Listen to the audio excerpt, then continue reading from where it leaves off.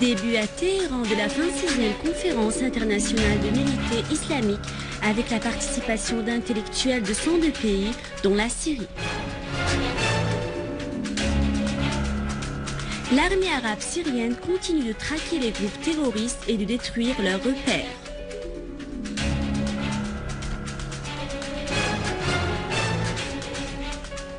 Au Bahreïn, le procureur général donne l'ordre d'incarcérer 15 personnes qui avaient participé à une manifestation à Manama.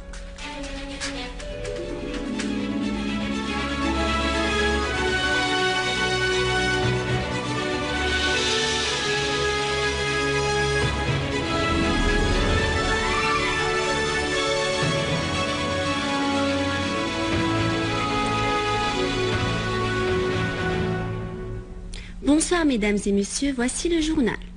À Téhéran, le mufti de la République, Ahmad Badreddin Hassoun, a affirmé que la Syrie paye le prix de son soutien à la résistance.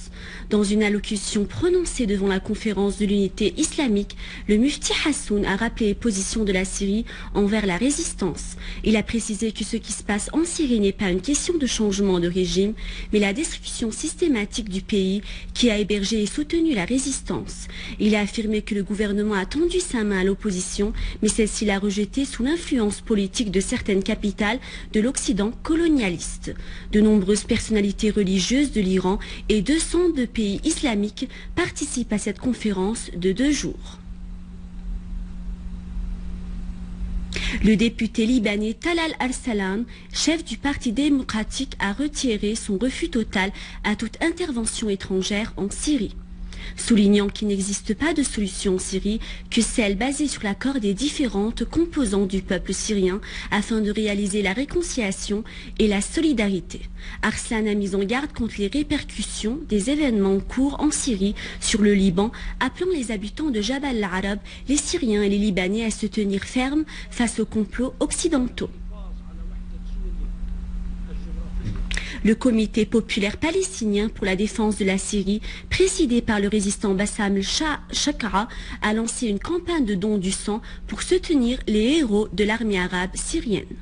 Cette campagne de dons du sang est pour le soutien de l'esprit d'indépendance nationale et de résistance dans toute la région face aux forces réactionnaires. La campagne a été lancée à partir de la maison de Bassam al-Shaqqa dans la ville de Naplouse avec la participation de plusieurs personnalités juridiques et religieuses palestiniennes et en présence du consul de la Russie auprès de l'autorité palestinienne.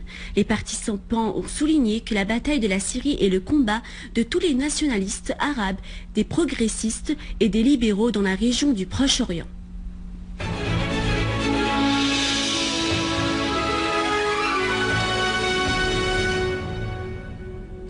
Nos forces armées ont poursuivi la traque des groupes terroristes dans la banlieue de Damas.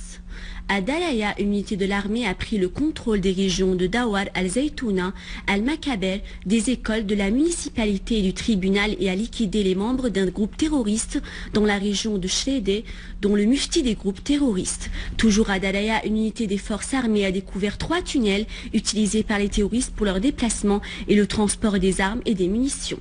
Selon une source responsable, les tunnels lient entre les 2 bâtiments des finances et de la municipalité la mosquée d'Anas et s'étendent jusqu'au centre culturel. Dans la banlieue de Hama, nos forces armées ont instauré la sécurité et la stabilité dans le village de Hiyalin, à l'ouest du gouvernorat, après avoir été le théâtre des crimes perpétrés par les groupes terroristes armés, qui avaient dressé des barrages et placé des engins explosifs dans les rues selon les fatwas des dirigeants de Jabhat al-Nasra et de l'organisation terroriste d'Al-Qaïda. Les unités de l'armée ont en outre purifié le village de Tel Sher Hadid des groupes terroristes et trouvé des tunnels utilisés par les terroristes.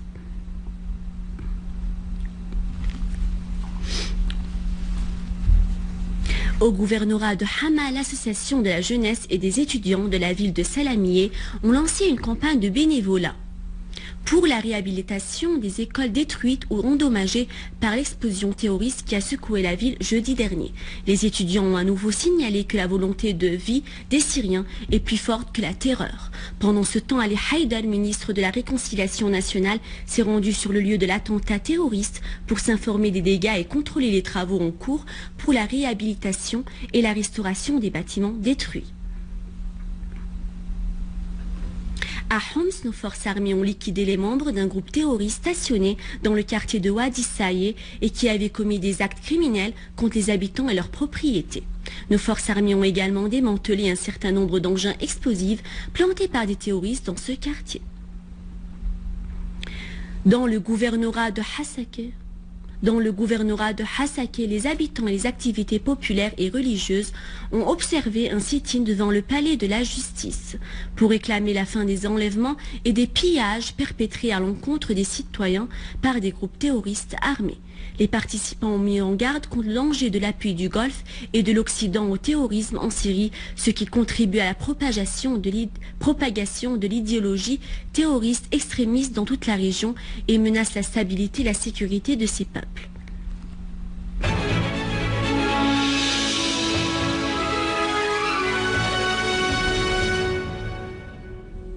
Le Parti communiste slovaque a affirmé dans un article publié sur son site électronique que la France pratique une politique de duplicité à travers la lutte contre le terrorisme au Mali et son appui à ce terrorisme en Syrie. Selon l'article, la France soutient les groupes terroristes armés en Syrie sous différents prétextes, soulignant que l'objectif de l'intervention militaire française au Mali est de détourner l'attention des Français de leurs problèmes intérieurs accumulés. Les autorités du Bahreïn poursuivent la répression de la mouvance populaire pacifique, appelant à de véritables réformes politiques dans le pays. Le procureur général a condamné à 45 jours de prison 15 personnes des 43 manifestants qui ont été arrêtés lors de leur participation à une manifestation à Manama hier.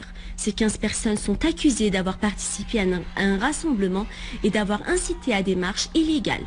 Le procureur a précisé que les autres manifestants seront jugés aujourd'hui.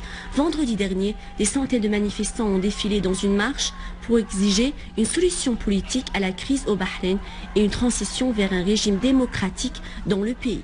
Les forces de sécurité ont dispersé les manifestants au gaz lacrymogène et aux bombes sonores. Elles ont de même arrêté un certain nombre de manifestants.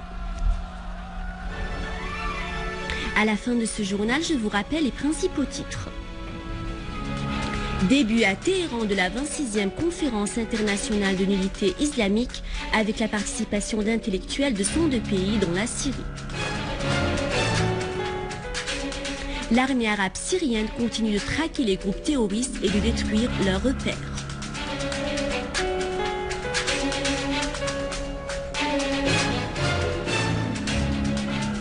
Au Bahreïn, le procureur général donne l'ordre d'incarcérer 15 personnes qui avaient participé à une manifestation à Manama.